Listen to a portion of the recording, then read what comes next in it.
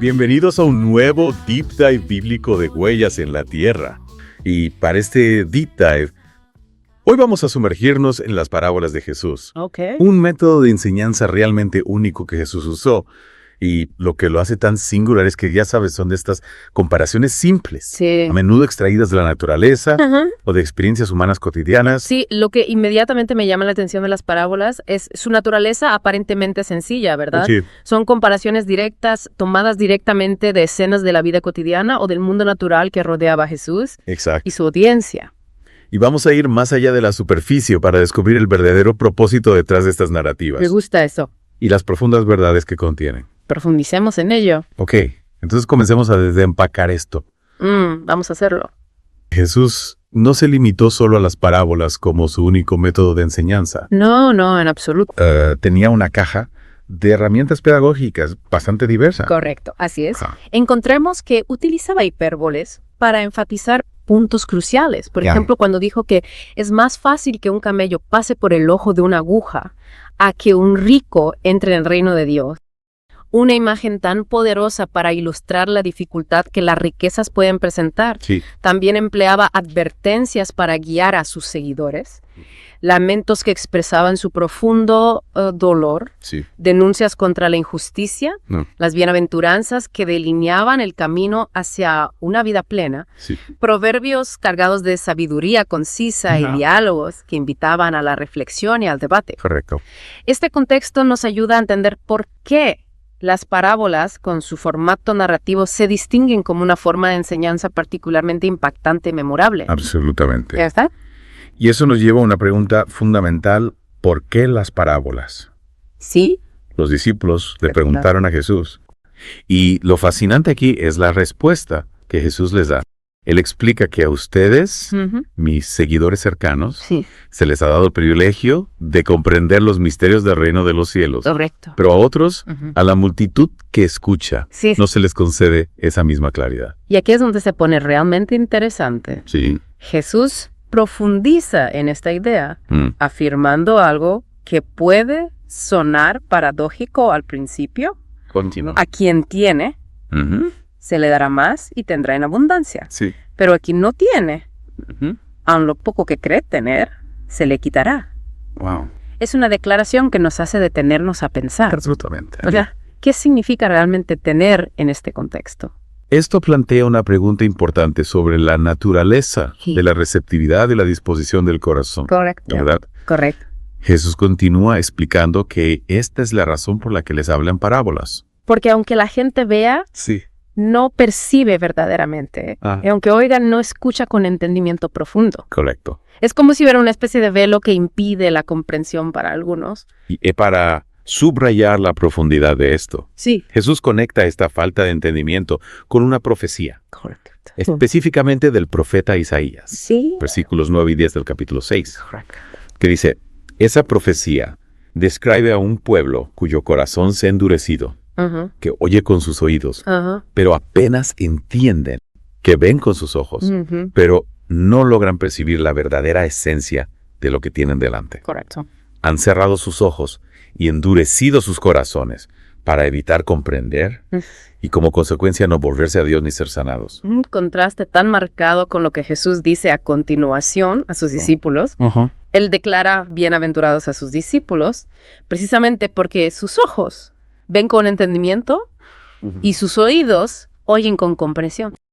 Si conectamos esto con el panorama general, Sí. vemos que Jesús incluso señala que muchos de los grandes profetas y hombres justos de la historia anhelaron fervientemente presenciar y escuchar las mismas revelaciones que sus propios discípulos estaban experimentando de primera mano. Wow. Esto subraya la singularidad del momento en el que vivían y la enorme importancia de prestar atención y comprender las enseñanzas de Jesús. Entonces, todo esto sienta las bases Sí. para que entendamos una de sus parábolas más conocidas y quizás una de las primeras que muchos recuerdan, Sí, la parábola del sembrador. ¿Puedes recordarnos los detalles esenciales de esta historia? Claro que sí. Jesús cuenta sobre un sembrador que sale a esparcir semillas. Algunas caen junto al camino donde el suelo está compactado y rápidamente vienen las aves y se las comen. Sí. Otras caen en terrenos pedregosos, donde hay poca tierra sobre la roca. Estas brotan rápidamente gracias al calor del sol, pero al no tener raíces profundas se marchitan y se secan.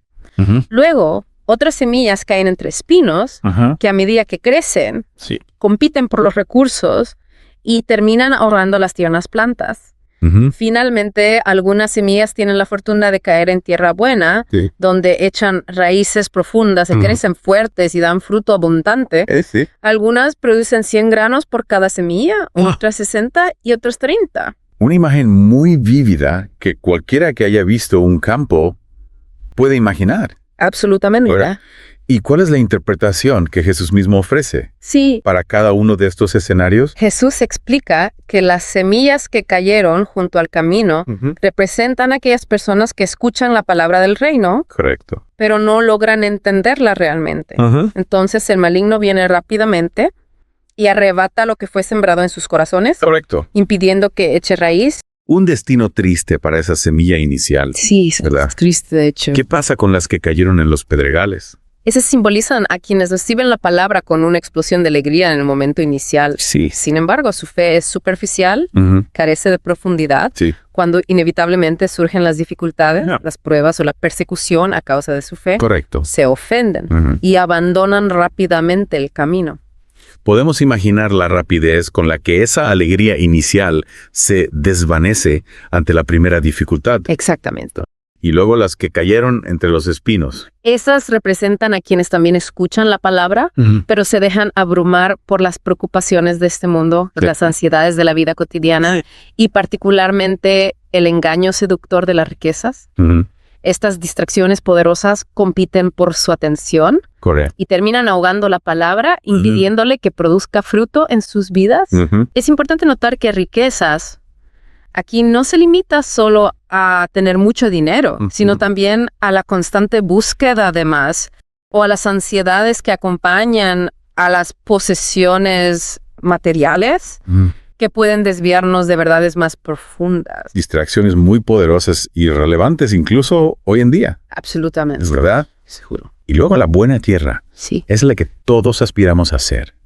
La tierra fértil. Exacto.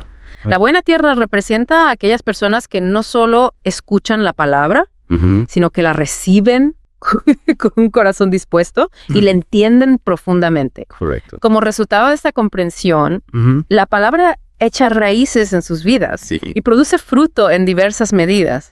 60 o 30 por uno. La clave aquí está en la combinación de escuchar, entender y permitir que la palabra transforme nuestras vidas, llevando a una fructificación tangible. Entonces, vemos cómo una cena agrícola, simple y cotidiana, se transforma en una lección poderosa y llena de significado sobre cómo recibimos y respondemos a la palabra de Dios. Sí. Jesús continúa con la parábola de la cizaña.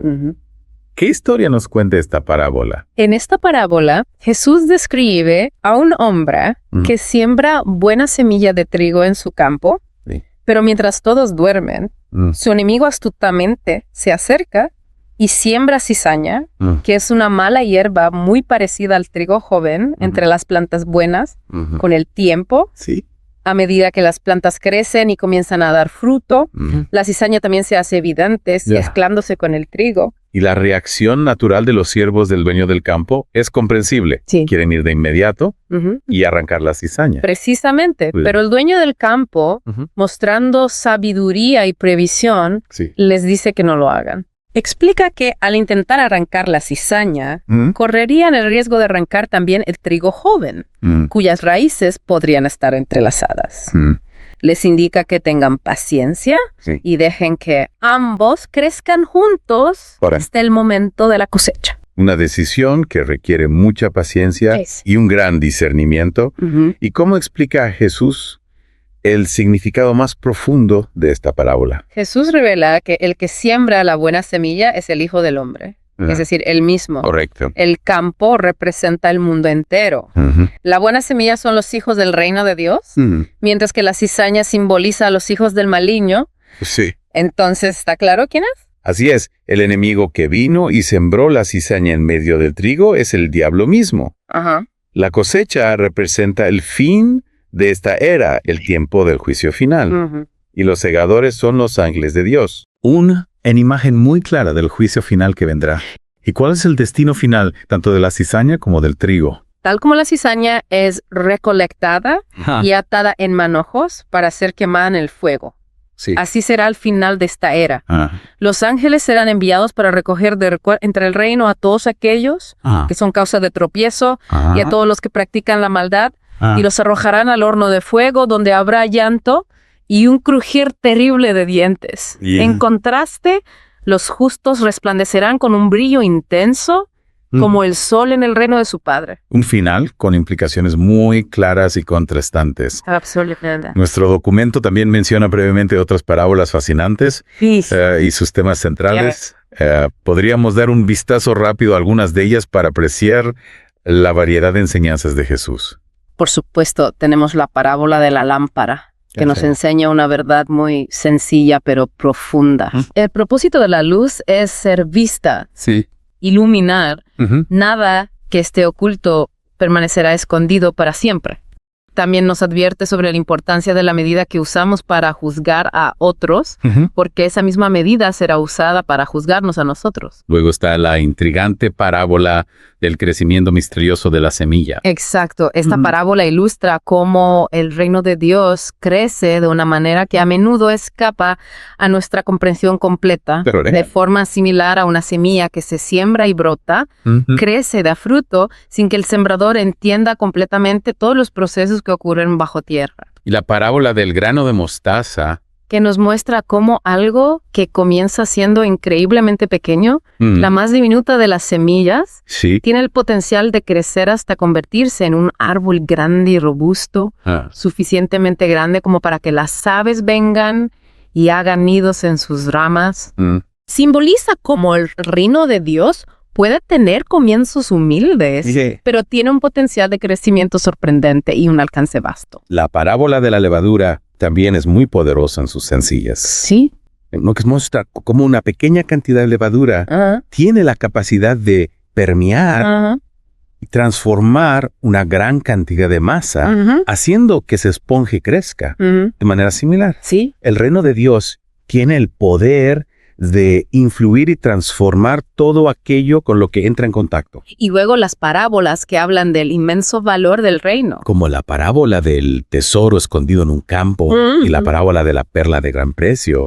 Ambas resaltan que el reino de los cielos es de un valor tan extraordinario y supremo que una persona que lo descubre estaría dispuesta a sacrificar gozosamente todo lo que posee para poder obtenerlo. La parábola de la red que se echa al mar. Correcto. También. Describe cómo la red recoge todo tipo de peces, tanto buenos como malos. Al final, pescadores se sientan y separan los peces buenos de los que no sirven. Esta parábola ilustra que el reino de Dios atraerá a toda clase de personas, pero habrá una separación final entre los justos y los impíos. Y la parábola de los tesoros viejos, esta parábola nos enseña que un escriba que ha sido instruido en el reino de los cielos es como un padre de familia sabio que puede sacar de su almacén tanto cosas que son valiosas por su antigüedad como cosas nuevas y relevantes para el presente. Correcto. Combinando la tradición con la nueva comprensión. Es fascinante observar cómo cada una de estas historias concisas encierra una enseñanza profunda y significativa sobre la naturaleza del reino de Dios y cómo debemos relacionarnos con él. Correcto. Y nuestro documento concluye con una reflexión importante sobre el cumplimiento de la profecía a través del uso de las parábolas por parte de Jesús.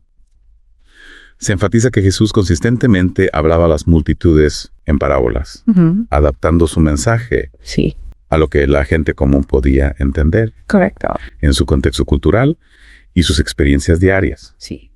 Y esto se presenta como un cumplimiento directo de una profecía que encontramos en el Salmo 78, versículo 2, que habla de abrir la boca en parábolas y declarar cosas que han estado escondidas desde la fundación del mundo. Entonces, ¿qué significa todo esto para nosotros hoy? Buena pregunta. En resumen, Jesús no recurrió a las parábolas simplemente como una herramienta pedagógica para hacer más accesibles verdades espirituales complejas. Su uso de las parábolas tenía un propósito doble. revelar el entendimiento a aquellos con corazones humildes y receptivos que estaban dispuestos a buscar la verdad y al mismo tiempo velar o esconder esas mismas verdades.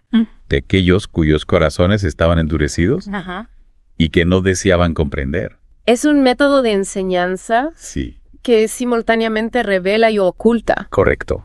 Las parábolas son como ventanas que se abren a la comprensión, pero solo para aquellos que tienen la disposición y la llave para mirar a través de ellas. Exacto. No son meras ilustraciones, son invitaciones a la reflexión profunda y al discernimiento espiritual. Absolutamente. La aparente simplicidad de estas narrativas cotidianas encierra mensajes profundos y transformadores sobre la naturaleza del reino de Dios, nuestra relación con Él.